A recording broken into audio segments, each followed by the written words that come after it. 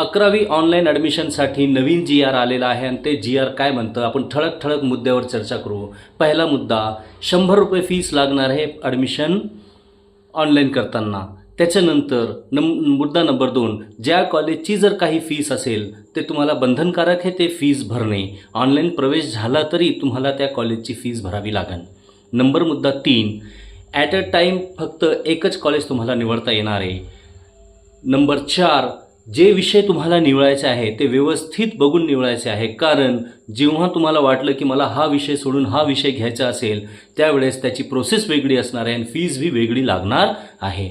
म्हणून जेव्हा तुम्ही ॲडमिशन करणार त्यावेळेस अगोदर चर्चा करा आपल्या फॅमिलीशी किंवा संबंधित शिक्षकांची की कोणता विषय मला चांगला वाटेल आणि त्याच्यानंतर तुम्हाला ते ॲडमिशन घ्यायचं आहे. 19 मे पासून ही ॲडमिशन प्रक्रिया सुरू होणार आहे, म्हणजे 15 मेला रिझल्ट डिक्लेअर होऊ शकतो. थँक्यू.